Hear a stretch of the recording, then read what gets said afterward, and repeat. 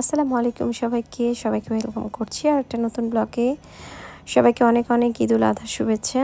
আশা করছি সবাই অনেক ভালো আছেন। তো আজকের ব্লগটি আমরা যেভাবে ঈদুল আজহা আমাদের কাটালাম সেটা নিয়েই সাজানো হয়েছে। তো আপনারা সবাই সবার কেমনভাবে ঈদুল আজহা কাটিয়েছেন আমাকে জানাতে পারেন। তো এই তো ঈদুল আজহা মানেই হচ্ছে কোরবানি, ঈদ মানেই হচ্ছে কোরবানি। তো এইখানে হচ্ছে আমাদের বিল্ডিংয়ের সবাই আমরা কোরবানি রেখেছি। এখানে আমাদের কোরবানিও আছে। আমরা গরু ছাগল দুটোই দিয়েছি, তো এগুলোই রাখা এখানে আসলে। তো ঈদ মানেই যেহেতু স্পেশাল কিছু রান্নাবান্না সব কিছুই থাকে।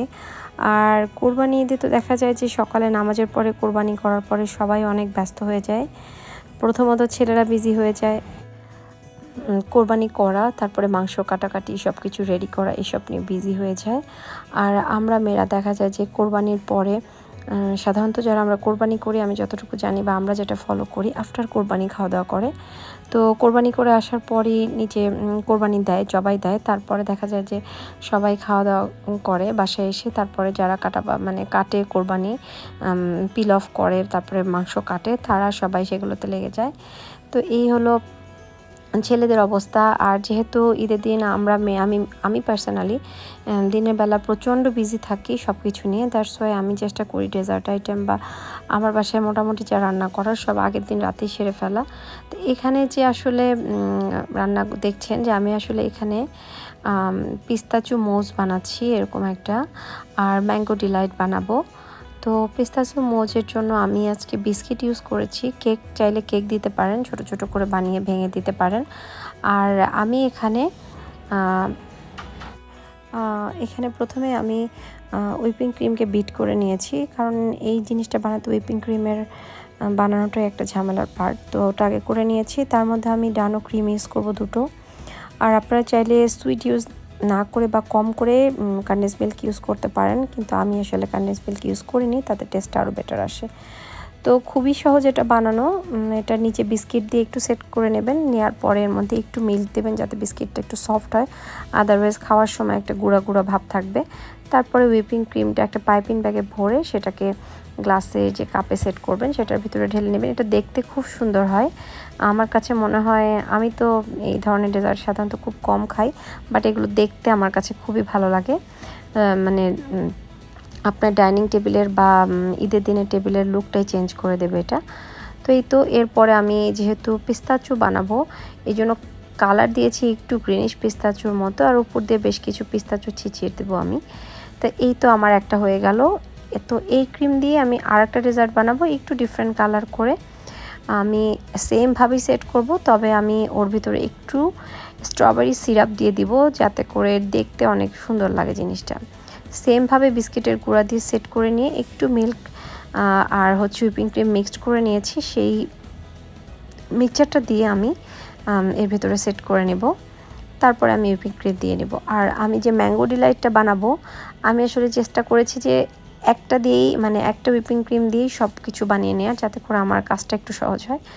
তো আমার একটা মিস্টেক হয়ে গিয়েছে এখানে, সেটা হচ্ছে যে আমার কিছু হুইপিং ক্রিম হোয়াইট কালার থাকা অবস্থায় উঠিয়ে নেওয়া উচিত ছিল গ্রিন কালার মিক্সড করার আগে, তাহলে ইজি হতো। তো কি আর করার, সব কিছু তো গ্রিন বানানো যাচ্ছে না। তো গ্রিনের ভিতরে ইয়েলো দিয়ে বেশ কিছুক্ষণ চেষ্টা করার পরে ইয়েলোইশ একটা কালার এসেছে। যেহেতু ম্যাঙ্গো ডিলাইটে আমি ম্যাঙ্গো ইউজ করব, আর এর মধ্যে আমি কিছুটা ম্যাঙ্গো ডিলাইট বানানোর জন্য চিজ ক্রিম ইউজ করে আমি একটা স্প্যাচুলার সাথে খুব ভালো করে মিক্সড করে নেব। আপনারা দেখলেই খুব সহজেই বুঝতে পারবেন। আর এই তো আমি স্ট্রবেরি সিরাপ দিয়ে নিচ্ছি। দেখেন কতটা কালারফুল হয়েছে, এবং ট্রাস্ট মি, ঈদের টেবিলের ডেকোরেশনের জন্য টেবিলের লুকটাই পুরো চেঞ্জ হয়েছে, অনেক ডিলিশিয়াস এবং অনেক গর্জিয়াস লাগে এভাবে সেট করে নিলে। তো এই তো এটা হয়ে গেল আমার আরেকটা। আর আমি জানি না এটার নাম আমি কি দিব। তো এই তো আমি ফুড কালার মিশিয়ে যাচ্ছি। কালারটা আনতে আমার খুব কষ্ট হয়েছে, অনেকগুলো ফুড কালার ইউজ করতে হয়েছে। আর আমি এখানে ফুড কালার জেল ইয়েলো কালারটা ইউজ করেছি। আমি কালারগুলো থাইল্যান্ড থেকে নিয়ে এসেছিলাম। তো এই তো আমার ইয়েলোইশ কালার এখন চলে এসেছে। আর আমি খুব ভালো করে ম্যাঙ্গো চপ করে নিয়েছিলাম, সেগুলো আমি এর সাথে নিয়ে রেখে দিয়েছি। আর এর ভেতরে আমি কিছুটা বিস্কিট ক্রাশ করে নিয়েছি। এটাকে সম্ভবত ম্যারি বিস্কিট বলে। এই বিস্কিটটাকে ক্রাশ করে নিয়ে আমি আর এটা আর গুঁড়ো করিনি, কারণ খুব রাশের ভিতরে ছিলাম, অনেক রাত হয়ে যাচ্ছিল। তারপর আমি একটু মিল্ক দিয়ে এটাকে চেপে চেপে সেট করে নিব। তো সেট করে নেওয়ার পরে আমি এর ভেতরে দেখতেই পাচ্ছেন যে মিল্ক দিয়েছি। এরপর আমি ফিলিংটা দিয়ে দিই, আর টপে আমি বেশ কিছু চপ করা ম্যাঙ্গো দিয়ে দিই, যাতে করে দেখতেও ভালো লাগে এবং খেতেও ভালো লাগে। আর ম্যাঙ্গো ডিলাইটে আমি যেটা করেছি, মানে ভিতরেও আমি বেশ কিছু ম্যাঙ্গোর স্লাইস ছোটো ছোটো দিয়ে দিয়েছি। তো এই তো আমার তৈরি হয়ে গেল ম্যাঙ্গো ডিলাইট। দুটোর মধ্যে আমার বাচ্চারা হচ্ছে পিস্তাচিওটা পছন্দ করেছে, আর আমার হাজব্যান্ড পছন্দ করেছে ম্যাঙ্গো ডিলাইটটা। তো এই তো তৈরি হয়ে গেল আমার মজাদার ম্যাঙ্গো ডিলাইট। দেখতেই পাচ্ছেন যে কতটা কালারফুল। আমি চেয়েছিলাম যে আমি এখানে ওয়ান টাইম কাপ রেখেছিলাম যে ফিরনি রান্না করব বিয়েবাড়ি স্টাইলের, বাট এত সময় শর্টেজ, আমি যার কারণে করে উঠতে পারিনি আসলে ওইভাবে। তো এই তো আমার এই খাবারগুলো তৈরি হয়ে গেল কালকে সকালবেলার জন্য। আর এটাকে দেখতে সুন্দর লাগার জন্য ম্যাঙ্গোর উপরে আমি বেশ কিছুটা বিস্কিটের গুঁড়া মাঝখান থেকে দিয়ে দিলাম, যাতে করে দেখতে সুন্দর লাগে। আপনারা চাইলে ছোট ছোট করে চেরি কেটেও দিয়ে দিতে পারেন, তাতেও সুন্দর লাগবে, আরও কালারফুল হবে। এটা খেতেও খুব মজা হয়েছিল। তো এই তো আমার ঈদের পরের দিনে আমি একটা ক্রিম ক্যারামেল বানিয়েছিলাম। আমার বাসায় অ্যাজ ইউজুয়াল সেমাই থাকে, নুডলস থাকে, আর হচ্ছে আমি চিজি পাস্তা বানিয়েছিলাম। এগুলোই ছিল সকালের খাবার, আর পরে কিছু কাবাব ভেজে নিয়েছিলাম। তো এই তো এরপরে সবাই মিলে খাওয়া দাওয়ার পালা চলছে। বাচ্চাদেরকে সবাইকে খাবার দাবার সার্ভ করে দিলাম।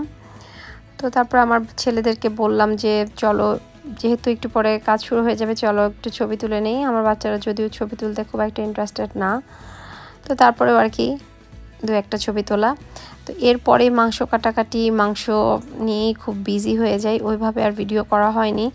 কিছু ছবি উঠিয়ে নিয়ে আসতে বলেছিলাম আমার ছেলেদেরকে, তো ওরা ভিডিও তেমন করতে পারেনি, ছবি উঠিয়ে নিয়ে আসছে।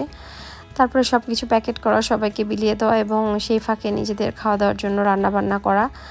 আর কোরবানি ঈদের আমার বাসায় আসলে সেরকম কিছুই রান্না হয় না, কারণ দুপুরবেলা বিফ আর মাটন যে আমরা কোরবানি করি ওটাই রান্না হয় এবং ওটাই খাই। তো কোরবানির সব কাজ করতে করতে বিকাল হয়ে গিয়েছে অলমোস্ট। এরপরে ঘরের কিছু কাজ ছিল, যারা মেড ছিল ওরা তো চলে গিয়েছে, ঘরের কাপড় চোপড় গোছানোর এবং নিড অ্যান্ড ক্লিনিংয়ের একটা কাজ থাকে, ওরা সব ক্লিন করে দিয়ে গিয়েছে।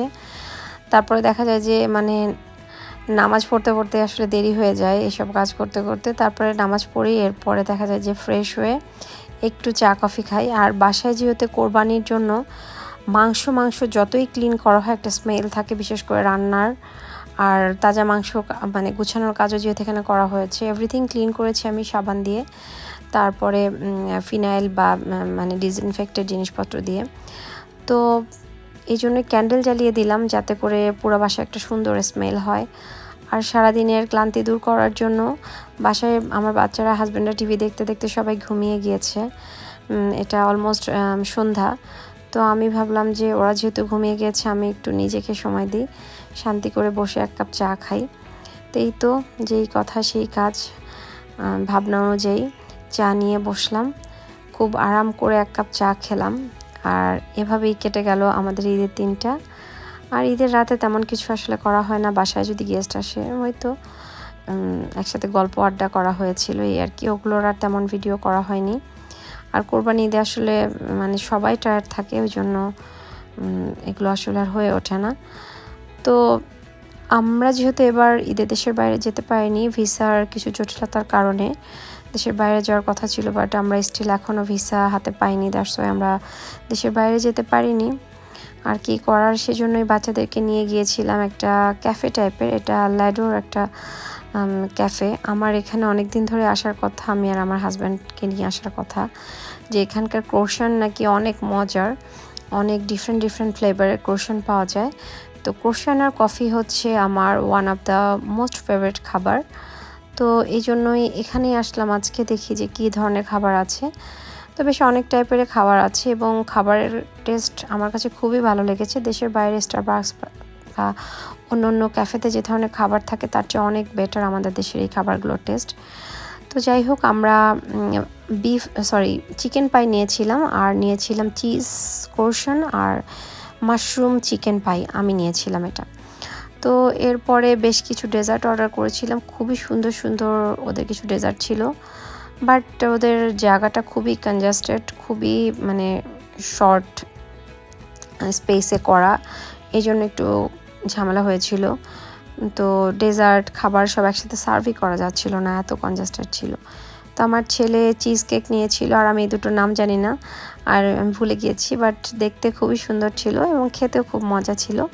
আর আমার ছেলে একটা চকলেট মোস টাইপের কি যেন কেক অর্ডার করেছিল, দেখতে খুবই সুন্দর ওদের কেকগুলো, খুবই লোভনীয়। তো আমি আর ওটা খাইনি, আমার হাজব্যান্ড আমরা যে ডেজার্টটা অর্ডার করেছিলাম সেটা খেয়েছি। এই তো এভাবেই কেটে গেল আমাদের ঈদ, আর ঈদের পরের দিনে কাটানো কিছু সুন্দর সময়। আপনাদের ঈদও আশা করছি খুব ভালো কেটেছে। তো আশা করছি আমার আজকের এই ব্লগটি আপনাদের ভালো লাগবে। If you like my video, please subscribe my channel. Thanks for watching.